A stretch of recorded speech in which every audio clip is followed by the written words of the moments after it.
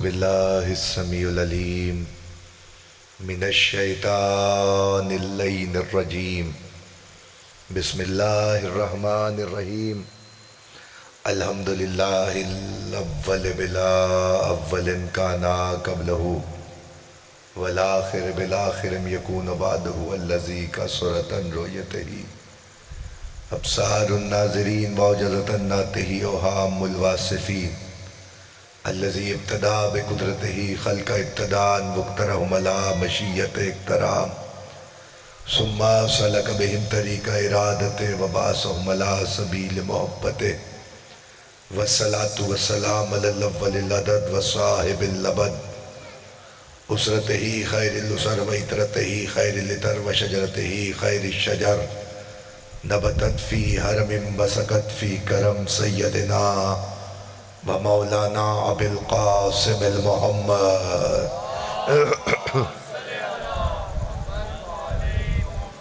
وإلى بيته الطيبين الطاهرين المعصومين المنتجبين المنتخبين الذين عذب الله عنهم الرجس وطهرهم تطهيرا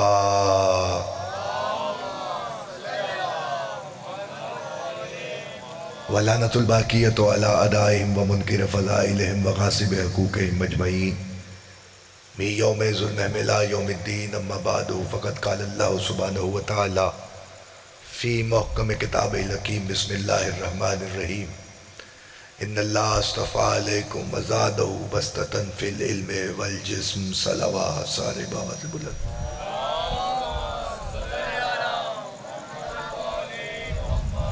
ایک دفعہ اور کوشش کر کے بلند آواز سے صلوات پڑھو سارے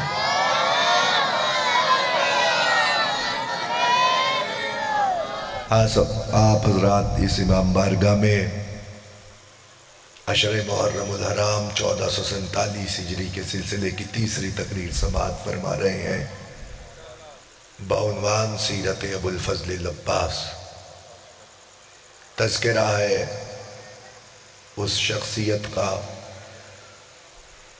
کہ جو تمنائے علی ہے تذکرہ ہے اس کا جو دعائے جناب سیدہ ہے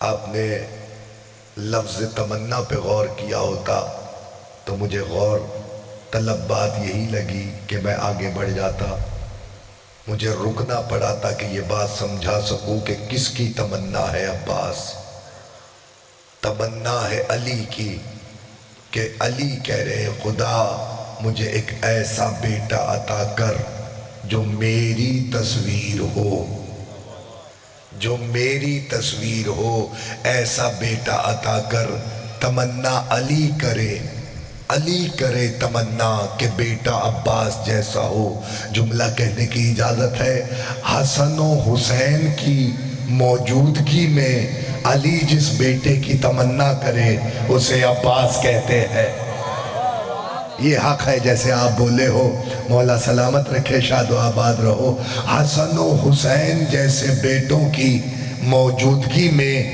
علی جس کی تمنا کرے اسے عباس کہتے ہیں اور تمنا بھی اس نے کی ہے جس نے اپنی تمنا کو کبھی زبان پہ نہیں لائے علی اپنی خواہش کبھی زندگی میں زبان پہ نہیں لائے کمال تو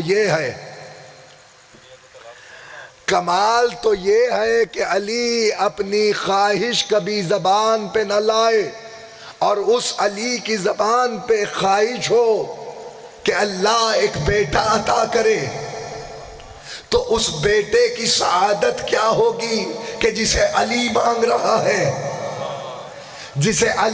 رہا ہے اس بیٹے کی سعادت کیا ہوگی میرا جملہ یاد رکھو تو میں جملہ تمہارے حوالے کروں بصدقہ محمد و اہل بیت محمد یاد رکھنا عزیزان گرامی قدر علی نے کبھی کیوں تمنا خود سے نہیں کی اس لیے کہ اپنی ذات کے لیے علی نے کبھی بھی کوئی کام نہیں کیا جب بھی کوئی کام کیا ہے مشیت کے لیے کیا ہے جو اللہ چاہتا ہے علی وہ کرتا ہے جو اللہ چاہتا ہے ہے وہ علی کرتا ہے، کیونکہ علی کا نفس اپنا نفس نہیں ہے۔ شب ہجرت علی نے اپنا نفس بیچ دیا، شب ہجرت علی کا نفس خدا کا نفس ہو گیا۔ تو مجھے جملہ کہنے کی اجازت ہے، اب جو علی تمنا کر رہے ہیں وہ علی نہیں بلکہ اللہ چاہتا ہے کہ عباس دنیا میں آئے۔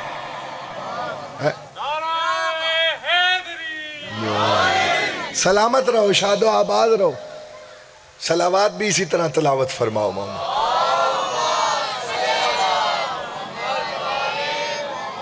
علی کا نفس اپنا نفس نہیں ہے۔ اللہ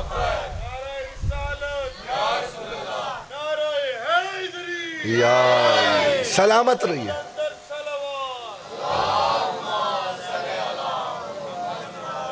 مولا آپ کی سماعتوں پہ برکتیں عطا فرمائے، مولا آپ کو رزق معرفت عطا فرمائے۔ میں جملہ ہدیہ کر کے آگے بڑھوں۔ علی کا نفس اپنا نفس نہیں ہے بلکہ نفس علی نفس خدا ہے، بک گیا ہے خدا کے ہاتھ، مرضیاں علی کی ہیں، نفس خدا کا ہے۔ تو اس کا مطلب ہے اگر کوئی علی خواہش ظاہر کر رہے ہیں تو وہ علی نہیں کر رہے بلکہ خدا کی خواہش یہ ہے کہ دنیا میں عباس آئے۔ اب جو خدا کی خواہش ہے، میں کیا کروں، مجھے اس جملے پہ رکنا پڑ گیا ہے تاکہ یہ بات آپ تک پہنچ جائے کہ خدا کی خواہش ہے کہ عباس دنیا میں آئے۔ اور عباس آ کس کے لیے رہے ہیں؟ آئے ہیں حسین ابن علی کے لیے۔ اللہ چاہتا ہے جیسے میں نے مصطفیٰ کو علی دیا ہے ویسے حسین کو عباس عطا کر۔ راضی رہ گا۔ جیسے میں نے مصطفیٰ کو علی دیا ہے ویسے حسین کو عباس عطا کروں۔ اور اگر یہ بات پہنچ گئی تو ایک واقعہ سنو اور میں آگے بڑھ جاؤں۔ تمنا پہ بات رکی ہے اس لیے بتا رہا ہوں۔ امام حسن مجتبیٰ فرماتے ہیں کہ میرے بابا علی دل میں ایک تمنا پیدا ہوئی، زبان پہ نہیں آئی۔ معصوم جانتا ہے معصوم کے دل میں کیا ہے۔ حسن جانتے ہیں کہ بابا کے دل میں ایک تمنا پیدا ہوئی۔ کیا تمنا پیدا ہوئی؟ کہ میں بھنی ہوئی کلیجی دسترخوان پہ دستیاب ہو اور علی کھائے۔ کہتے سال گزر گیا میرے باپ کی زبان پہ یہ تمنا نہیں آئی، لیکن ایک دن میں علی کی تمنا پہ گفتگو کر رہا ہوں کہ علی کی خواہشات کس کے لیے ہیں۔ ایک دن دسترخوان پہ انتظام ہو گیا، بھنی ہوئی کلیجی اور روٹی آئی۔ ابھی علی دسترخوان پہ بیٹھے تھے کہ دروازے پہ دستک ہو گئی۔ دستک ہوئی تو سائل نے آواز دی، کون ہے جو بھوکے کو کھانا کھلائے؟ علی نے دسترخوان سے کھانا اٹھا کے بھوکے کو دے دیا۔ پتہ چلا علی اپنی خواہشات کو خدا کی خوشنودی کے لیے قربان کر دیتا ہے۔ علی اپنی خواہشات کو خدا کی خوشنودی کے لیے قربان کر دیتا ہے۔ وہ علی تمنا کرے کہ اسے عباس جیسا بیٹا عطا ہو تو خدا کی قسم اللہ نے ایسا بیٹا عطا کیا جو صورت میں علی جیسا، سیرت میں علی جیسا، کردار میں علی جیسا، گفتار میں علی جیسا، ہیبت میں علی جیسا، جلال میں علی جیسا، شہرت میں علی جیسا، شجاعت میں علی جیسا، تلوار علی والی چلائے، ذوالفقار اٹھانے کا حوصلہ اگر کسی ہاتھ میں ہوا بعد علی تو علی کا بیٹا عباس ہے۔ وہ علی آئیے صلوات بھیجئے محمد و آل محمد پر۔ نہیں ایک شاندار صلوات تلاوت فرمائے محمد و آل محمد۔ علی کے دل میں تمنا ہے نا، اور ایسے میں حسین کو بھائی مل رہا ہے، حسین کو بھائی مل رہا ہے۔ حسن جیسا بھائی ہے حسین کا، لیکن جس کی پرورش کی ہے وہ عباس ہے۔ حسین نے پالا ہے حضرت عباس کو۔ چلیے کاش یہ میرا فکرہ پہنچ جائے تو میں آگے بڑھ جاؤں۔ کل لعاب پہ تقریر روکی تھی نا میں نے کہ حضرت عامر کو پیغمبر کا لعاب پہنچا تھا۔ حضرت عامر کون ہے؟ جناب ام البنین کے دادا۔ چلو رک کے ایک فیصلہ سناتا ہوں، قرآن کا فیصلہ۔ اللہ جب کسی کو مصطفیٰ کرتا ہے، منتخب کرتا ہے تو گزشتہ کئی پشتوں سے اس کے شجرے کی حفاظت کرتا ہے۔ اللہ جب کسی کو، ارشد بھائی، جب اللہ کسی کو منتخب کرتا ہے اور مصطفیٰ کرتا ہے تو گزشتہ ماضی کی کئی پشتوں سے اس کے شجرے کی حفاظت کرتا ہے۔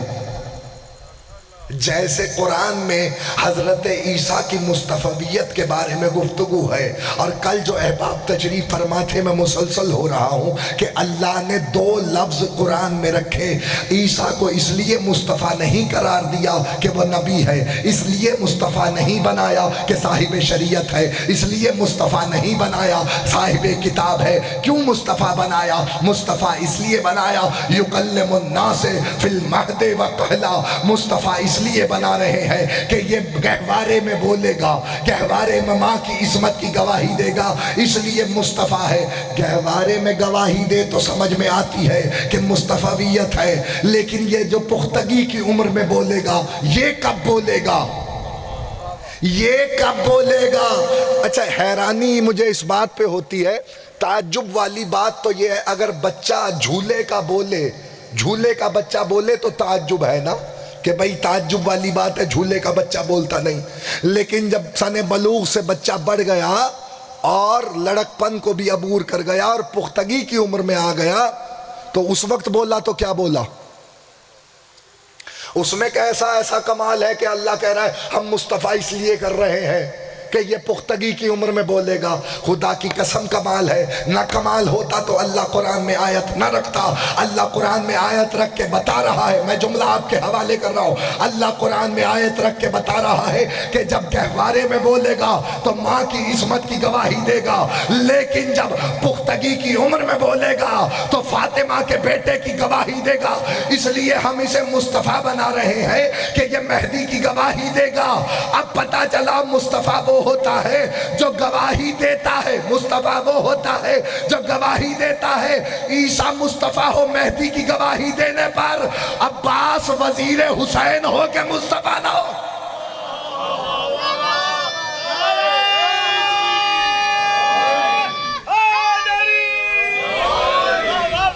عباس وزیر حسین ہو کہ مصطفیٰ نہ ہو۔ اور پھر اگر یہ بات پہنچ گئی ہے تو میں جملہ کہتا ہوں، پھر آگے بڑھتا ہوں۔ بصدقہ محمد و اہل بیت محمد، اللہ نے ایسے ضمانت لی، کیسے؟ اللہ نے قرآن میں آواز دی، ان اللہ استفاک وطہرک واصطفاک علی نساء العالمین۔ کس کی گفتگو ہے؟ جناب مریم کے لیے خدا بول رہا ہے اور کہہ رہا ہے مریم ہم نے تمہیں مصطفیٰ کیا، پھر طہارت کی سند دی، پھر مصطفیٰ کیا، یعنی دوہری مصطفیت پھر طہارت کی سند۔ مجھے تو منزل اگلی طے کرنی ہے، لیکن سہارا لے رہا ہوں کہ بات کا ربط ہو جائے۔ مصطفیٰ کیا، پھر طہارت کی سند، پھر مصطفیٰ، یعنی دوہری مصطفیت کے ساتھ اللہ مریم کو بتا رہا ہے۔ اور دوہری مصطفیت کا اثر یہ ہے کہ زکریا کبھی کبھی دیکھتے ہیں کہ بیت المقدس میں جو حجرہ بنا ہوا ہے جہاں جناب مریم رہتی ہیں، جہاں جناب مریم رہتی ہیں، اس حجرے میں کبھی دسترخوان لگا ہوتا ہے اور دسترخوان پہ کھانا چنا ہوتا ہے، اور آ کے زکریا پوچھتے ہیں یہ کھانا کہاں سے آیا، یہ کھانا کہاں سے آیا؟ آواز آتی من عند ربک، میں نے اپنے پروردگار کی طرف سے یہ کھانا پایا ہے۔ جواد بھائی خدا کی قسم قرآن نہ ہوتا تو میں آگے بڑھ جاتا، لیکن یہاں رک رہا ہوں یہ فقرہ تاکہ آپ تک پہنچ جائے۔ آواز دے کے مریم نے کہا میں نے اپنے رب سے یہ کھانا پایا ہے۔ اس کا مطلب یہ ہے کہ مریم کی مصطفیت یہ ہے کہ اس کے لیے کھانا اترتا ہے، اس کے لیے کھانا اترتا ہے۔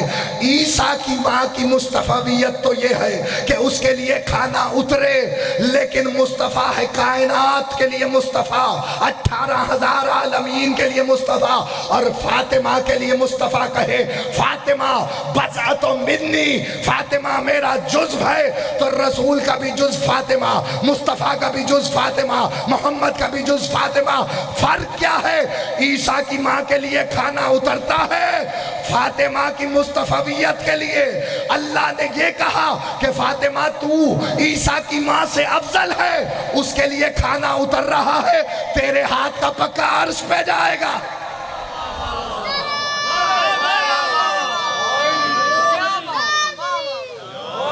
تیرے ہاتھ کا پکا عرش پہ جائے گا، اس سے زیادہ جلدی ہو نہیں سکتی۔ مجھے سمجھانا تھا آپ کو، اس لیے یہ سارا بیان کیا ہے۔ تو اب اللہ نے عیسیٰ کو کر دیا مصطفیٰ،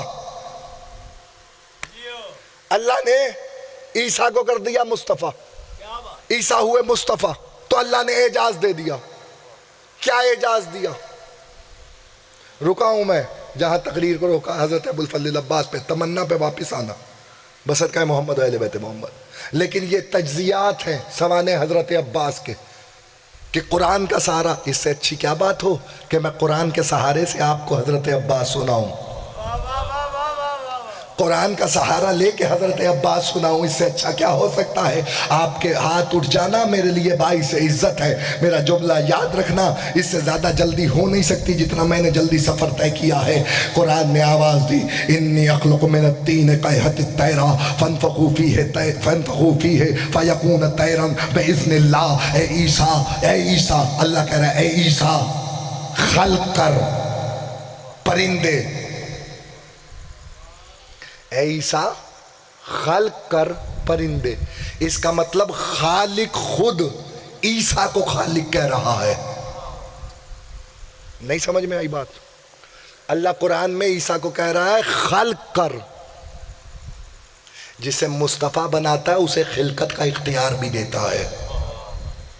سوچتے رہیے گا گھر جا کے میں نے کیا کہا، جسے مصطفیٰ بناتا ہے اسے تخلیق کا اختیار بھی دیتا ہے۔ روایت نہیں پڑھی، حدیث نہیں پڑھی، قرآن کی آیت پڑھی ہے۔ اللہ کہہ رہا ہے عیسیٰ خلق کر پرندے کو، مٹی کے پرندے بنا، اس میں روح پھونک، وہ اڑنے لگیں گے اللہ کے اذن سے۔ اس کا مطلب کیا ہوا کہ قرآن نے بتایا کہ عیسیٰ بھی تخلیق کر سکتا ہے۔ جو تخلیق کرے اسے خالق کہتے ہیں، وہ احسن الخالقین ہے۔ لیکن لفظ تین رکھ کے آیت میں قرآن نے بتا دیا کہ عیسیٰ کو دو چیزیں درکار ہیں جن کی وجہ سے عیسیٰ تخلیق کرے گا۔ کون سی دو چیزیں؟ یعنی تین، مٹی اور پانی کے مکسچر کو کہا جاتا ہے۔ قرآن میں لفظ تین آیا ہے اور کہا ہے عیسیٰ تین سے پرندے بنا، یعنی مٹی اور پانی کو گارا بنا کے اس کے پرندے بنا۔ اس کا مطلب نہ عیسیٰ پانی کا خالق ہے نہ مٹی کا خالق ہے۔ یہ فلسفہ ہے، میں آپ کے آگے بیان کر رہا ہوں۔ نہ عیسیٰ مٹی کا خالق ہے نہ پانی کا خالق ہے۔ دو خلق ہوئی چیزوں سے عیسیٰ کچھ تخلیق کر رہا ہے۔ اس کا مطلب یہ ہے کہ یہ اعجاز عیسیٰ ہے کہ اللہ نے اسے مصطفیٰ بنایا ہے، جس کی وجہ سے وہ تخلیق کر رہا ہے۔ لیکن اسے پہلے دو تخلیقیں چاہیے، دو تخلیق مل کے عیسیٰ نئی تخلیق بنائے گا، عیسیٰ نئی تخلیق بنائے گا۔ جملہ کہنے کی اجازت ہے، بول پڑو تو میرے مقدر جیت جائیں اور میرا سفر طے ہو جائے، جو میں اتنا دور سے سفر کر کے روز آپ کے چہروں کی زیارت کرنے آتا ہوں۔ بول پڑو تو جملہ یہی قیمتی ہے جو آپ کے حوالے کرو۔ اس کا مطلب عیسیٰ کو پتا ہے کہ مٹی بھی موجود ہے، پانی بھی موجود ہے، مجھے صرف بنانا ہے اور پھونکنا ہے تو یہ اڑنے لگیں گے۔ میں کیا کروں؟ مامون کے دربار میں امام رضا علیہ السلام کو بلایا گیا، یا دسترخوان سامنے لگا تھا، اس نے ارادہ کیا کہ معاذ اللہ امام کی ہتک کرے، امام کی ہتک کا ارادہ کرنا تھا، یا اس نے جادوگروں کو بلوایا۔ دسترخوان پہ روٹی رکھی ہوئی تھی، غلام نے ہاتھ بڑھایا، امام کے غلام نے ہاتھ بڑھایا کہ روٹی اٹھائے۔ جیسے ہی ارادہ کیا، اس نے غلام کے سامنے سے روٹی ہوا میں اڑائی، ادھر روٹی ہوا میں غائب ہوئی۔ یا علی رضا کے چہرے پہ جلال آیا، جلال آنا تھا، یا بھرے ہوئے دربار پہ نگاہ دوڑانی تھی، یا کارپیٹ قالین پہ بنا ہوا شیر نظر آیا۔ کسی کی تخلیق ہے، نہ مٹی ہے نہ پانی ہے نہ روح ہے نہ جسم ہے، بس علی رضا نے کہا یا اسد اللہ خذ عد اللہ، اے اللہ کے شیر، اللہ کے دشمن کو نکل جا۔ عیسیٰ ہے خلق کرنے والا مٹی اور پانی سے۔ امام رضا نے بتایا ہم فخر عیسیٰ ہیں، کچھ بھی نہ ہو ہم پھر بھی تخلیق کر سکتے ہیں۔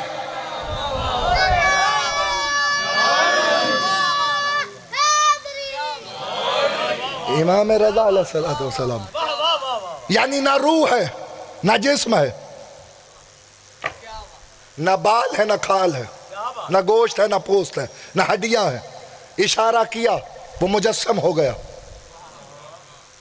عیسیٰ کو حکم ہو رہا، پریشانی تو نہیں، میرا جملہ آگے بڑھے اگر یہ بات پہنچ گئی۔ پھر دوسرا اعجاز اللہ نے عیسیٰ کو دیا، کیا اعجاز دیا؟ کہ ہاتھ میں شفا رکھی، ہاتھ میں شفا رکھی حضرت عیسیٰ کے، شفا رکھی، اسی لیے عیسیٰ کو مسیح کہا جاتا ہے۔ مسیح اس لیے کہا جاتا ہے کہ مسیح ہے مسا سے، اور مسا کیا جاتا ہے، آپ نے وضو کیا ہوگا، وضو کرتے ہیں تو مسا کرتے ہیں نا، سر پہ ہاتھ پھیرنا، اسے کہتے ہیں مسا، اسی مسا سے ہے مسیح، اور مسیح سے ہے مسیحائی۔ ہاتھ لگائے عیسیٰ، شاید تقریر اپنی منزل سے قریب ہو رہی ہے، عیسیٰ ہاتھ لگائے تو شفا دے دے، یعنی ہاتھ ضروری ہے شفا کے لیے، ہاتھ نہ ہو تو شفا نہیں ملے گی۔ یعنی زبان میں اللہ نے معجزہ نہیں رکھا، قدرت ہے نا پروردگار کی۔ حضرت موسیٰ کے ہاتھ میں ید بیضا تھا نا، جب بازو نکالتے تھے، اپنا ہاتھ پنجہ دکھاتے تھے تو روشن ہو جاتا تھا، روشنی نظر آتی تھی۔ اسی طریقے سے اللہ نے عیسیٰ کے ہاتھ میں، غازی کے مریدوں تمہارے لیے فکر آ رہا ہے، میں جملہ تمہارا، اتنی جو میں نے تمہید کی ہے صرف اس جملے کے لیے کی ہے، اگر یہ جملہ پہنچ گیا بصدقہ محمد و اہل بیت محمد تو آج آنے کا سبب پورا ہو جائے گا۔ میرا جملہ یاد رکھنا صاحبان گرامی قدر، جملہ بڑا قیمتی ہے، نور کی قلم سے لکھنے والا جملہ تمہارے حوالے کر رہا ہوں، بصدقہ محمد و اہل بیت محمد۔ عیسیٰ علیہ السلام نبی ہے خدا کا، اولی العزم پیغمبر ہے، صاحب کتاب نبی ہے۔ اللہ نے ہاتھ میں معجزہ رکھا، ہاتھ لگائیں تو مردہ جلائے، ہاتھ لگائیں تو مادرزاد اندھے کو بینائی دے، ہاتھ نہ ہو تو شفا نہیں ہے، یعنی معجزہ ہاتھ میں ہے۔ اگر معجزہ ہاتھ میں ہے تو عیسیٰ کا ہاتھ عیسیٰ کے ساتھ منسلک ہے، اگر عیسیٰ کو اللہ چوتھے آسمان پہ اٹھا رہا ہے تو ہاتھ ساتھ جا رہا ہے۔ جب عیسیٰ ہی چلے گئے تو اب معجزہ ساتھ چلا گیا، جب معجزہ ساتھ چلا گیا تو کون ہے جو اب شفا دے؟ ہاتھ تو چلا گیا چوتھے آسمان پہ۔ تو آپ بھائی کیا کبھی سنا ہے کہ وہاں عرشیوں نے عیسیٰ سے آ کے شفا لی ہو؟ آوازیں نہیں، کبھی بھی نہیں سنا۔ حالانکہ عرشیوں کے پاس رہتا عیسیٰ، چوتھے آسمان پہ ہے، اور اللہ کا معجزہ بھی ہے کہ اس کے ہاتھ میں شفا ہے، لیکن پھر بھی ملائکہ کو شفا نہیں دیتا۔ تو پھر جملہ کہنے کا حق احمد حسن رکھتا ہے نا، وہ عیسیٰ ہے جو وہاں رہ کے بھی ملائکہ کو شفا نہیں دیتا۔ وہ فخر عیسیٰ ہے کہ ابھی گہوارے میں آیا ہے کہ فرشتہ لے کے فرشتے کو آیا ہے، یا رسول اللہ، یا رسول اللہ، فطرس شفا چاہتا ہے۔ حسین نے ہاتھ بھی نہیں لگایا، جھولے سے مس ہوا تو شفا یاب ہو گیا۔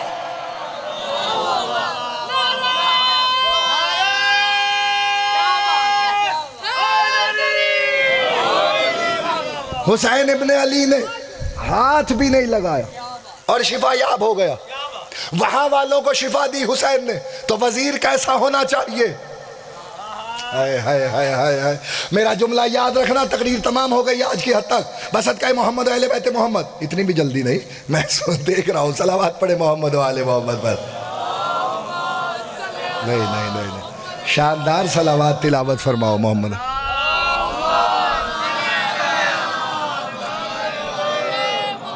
ہاں جی، ہے جنریٹر ہے؟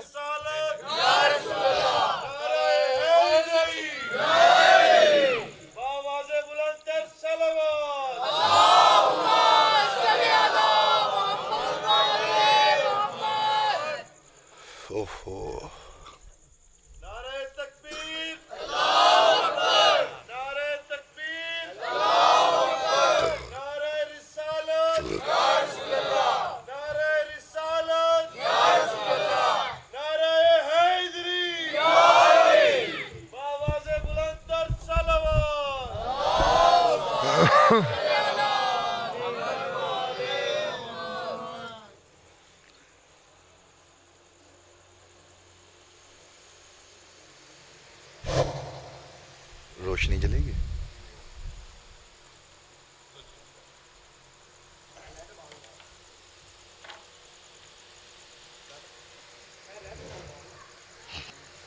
لائٹ جلا.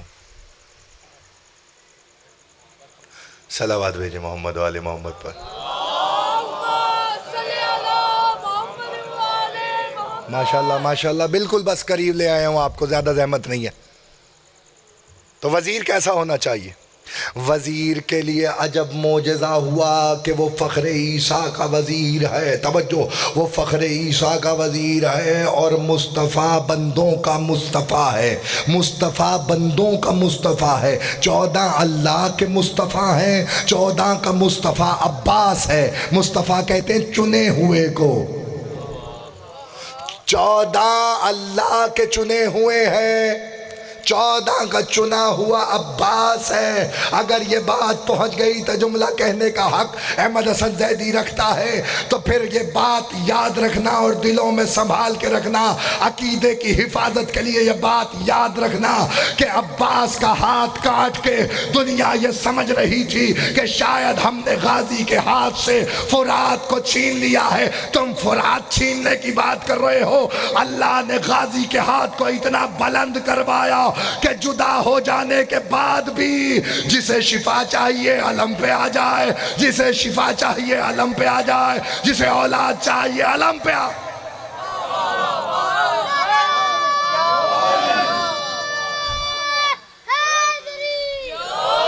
یہ معرفت ہے جو آپ کی آنکھوں میں آنسو آ گئے.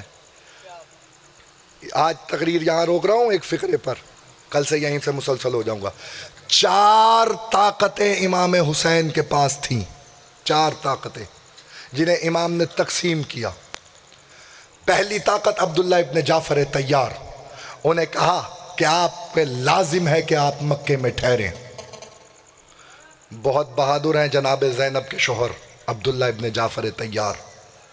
دوسری طاقت محمد حنفیہ, انہیں کہا کہ آپ پہ لازم ہے کہ آپ مدینے رکیں. حسین اپنی طاقت کو تقسیم کر رہے ہیں. تیسری طاقت مسلم ابن عقیل, کہا آپ کوفے چلے جائیے. چوتھی طاقت حضرت ابو الفضل عباس. تاریخ عرب لکھنے والوں نے لکھا ہے اگر یہ 4 طاقتیں حسین کی ایک جگہ جمع ہو جاتی تو کل عرب بھی مل کے ان کو زیر نہیں کر سکتا تھا. کل عرب بھی مل کے ان کا مقابلہ نہیں کر سکتا تھا, اتنے بہادر تھے. بس اس منزل کو یاد رکھیے گا, کل یہیں سے بڑھ جائیں گے کہ یہ 4 طاقتیں حسین ابن علی نے کیسے تقسیم کی. بس میں مصائب پہ آ گیا ہوں. اب یہ سنو فکرے. ایک کو کہا کہ تم کوفے جاؤ اور خط لکھا میرا بھائی کوفے آ رہا ہے, میں تمہاری طرف اسے بھیج رہا ہوں. یہ فقرے ہیں امام حسین کے خط کے. میں اسے تمہاری طرف بھیج رہا ہوں جو میرا بھائی بھی ہے, میرا چچا زاد بھی ہے اور میری طرف سے ثقہ بھی ہے. یعنی مسلم ابن عقیل کے لیے 3 لفظ حسین نے لکھ کے بتایا. اپنے جیسا نہ سمجھنا مسلم کو, مسلم میرا بھائی ہے, میری طرف سے ثقہ ہے. اور پھر یہ لفظ حسین ابن علی نے کہا کہ جو مسلم کے ہاتھ پہ بیعت کرے گا گویا اس نے حسین کے ہاتھ پہ بیعت کی. یہ اسٹیٹس ہے حضرت مسلم کا. اور جاتے ہوئے حسین نے کہا جاؤ مسلم, ہمیں کوفے کے حالات سے مطلع کرو. مسلم کوفے پہنچے, خط پڑھ کے سنایا. 80,000 لوگوں نے مسلم کی بیعت کی. یا اچانک یہ خبر شام پہنچی, اس نے ایک بصرے خط لکھا.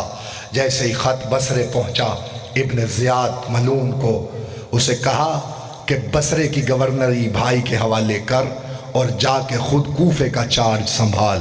یہ تاریخ ہے بچوں, اسے یاد رکھنا. میں جان کے آپ کو روک رہا ہوں ورنہ میں مصائب پہ بھی آ سکتا تھا, لیکن میں چاہتا ہوں کہ آپ کے دلوں میں یہ باتیں دماغوں میں محفوظ ہو جائے کہ یہ تاریخ کی کیسی کروٹ ہے کہ ابن زیاد کوفے پہنچا.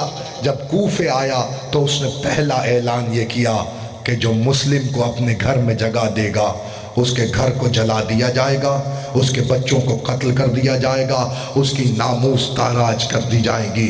بس اس خوف سے بس حال یہ ہوا کہ ایک وقت یہ تھا کہ 80,000 نے بیعت کی، یا ایک وقت یہ آیا کہ مسجد کوفہ میں مسلم اکیلا رہ گیا۔ مسلم جب اکیلے رہ گئے تو کوفے کی گلیوں میں جس مکان پہ جاتے تھے لوگ مسلم کو دیکھ کے دروازہ بند کر لیتے تھے اور کہتے تھے مسلم تمہیں معلوم ہے نا کہ منع کیا گیا ہے کہ کوئی مسلم کو اپنے گھر میں جگہ نہ دے۔ اور سفیر حسین کا ماتم کرنے والوں میرا جملہ یاد رکھنا، خدا کسی باپ پہ یہ وقت نہ لائے جو مسلم پہ آیا۔ مسلم اکیلے نہیں تھے، ساتھ 2 بچے بھی لے کے گئے تھے۔ خدا کی قسم تاریخ کہتی ہے قاضی شرح کے دروازے پہ آ کے مسلم نے دستک دی، دستک دے کے کہا قاضی تجھ پہ علی کے بڑے احسانات ہیں، ہو سکے تو میرے بچوں کو امان دے دے۔ میں یہ نہیں کہتا مجھے رکھ، میرے بچوں کو امان دے، خدا کسی باپ پہ یہ وقت نہ لائے۔ قاضی شرح کہتا ہے مسلم میں تیرے بچوں کو بھی امان نہیں دے سکتا۔ آواز آئی پھر اتنا تو کر سکتا ہے کہ کچھ دیر کے لیے اپنی سیڑھیوں پہ بچوں کو بٹھا لے، میں گلی کا مڑ جاؤں، پیچھے سے بچوں کو اٹھا دینا، جہاں بچے جائیں اللہ کے حوالے۔ بچے ایک طرف ہوئے، باپ ایک طرف ہوا۔ یا تاریخ کہتی ہے 9 ذی الحجہ کی رات آئی، مسلم تنہا کوفے میں پھر رہا ہے۔ عزادار کوفے کے حالات عجیب ہو گئے، یا ایک مکان کے دروازے پہ مسلم آ کے بیٹھا، یا دروازہ کھلا تو نامی عورت باہر آئی، کہا کیوں بیٹھا ہے تجھے پتہ نہیں کوفے کے حالات ٹھیک نہیں ہے؟ کہا پانی کا طلبگار ہو۔ یہ کوزہ لے کے پانی کا آئی، ادھر مسلم نے کوزہ لیا، پانی کا پانی پیا، پانی پی کے کوزہ واپس کیا تھا۔ یا توآ نے دیکھا مسلم اٹھتا نہیں ہے، آواز دے کے کہا اب اپنے گھر کیوں نہیں جاتا؟ کہتے گھر وہ جائے جس کا کوئی گھر ہو، میں آوارہ وطن ہوں اور میں تمہارا مہمان بن کے آیا تھا، اللہ تیری ہائے قبول فرمائے۔ میرا جملہ سن۔ یا توآ نے کہا آپ کون ہیں؟ آواز آئی میں سفیر حسین مسلم ابن عقیل ہوں۔ اس نے کہا مولا معاف کرنا میں پہچانی نہیں، آ جائیے آپ کے لیے گھر خالی۔ اجرکم اللہ، اجرکم اللہ۔ 2 فکروں کی زحمت ہے عزادار، 2 فکریں سن، مسلم کی شہادت کے فکریں پڑھنا چاہتا ہوں۔ تاریخ کہتی ہے یا ایسے میں مسلم گھر آ گئے تو آ کے، یا اس کے بیٹے نے خبر دی کہ مسلم ہمارے گھر میں ہے، یا فوجوں نے توآ کے گھر کو گھیرا۔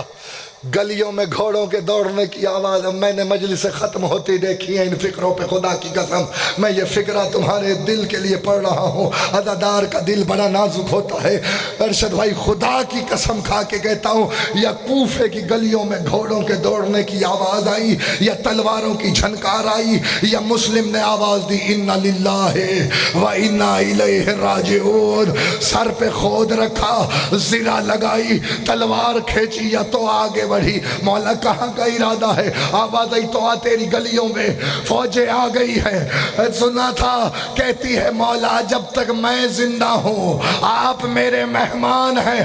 آواز دی مسلم نے کہا تو جانتی ہے میں بنی ہاشم کا چشم و چراغ ہوں، میں ہاشمی جوان ہوں، میری غیرت گوارا نہیں کرتی میرے ہوتے ہوئے فوجیں تیرے گھر میں آ جائے۔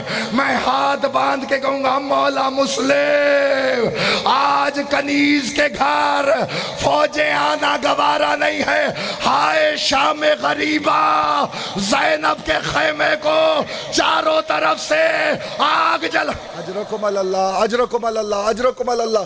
2 فکر سونا زیادہ، یا مسلم توآ کے گھر سے نکلے، سنے گا فکرہ 72 جتنے کربلا میں لڑے اتنا اکیلا مسلم لڑا، فجر سے عصر تک کوفے کی گلیوں میں مسلم لڑا۔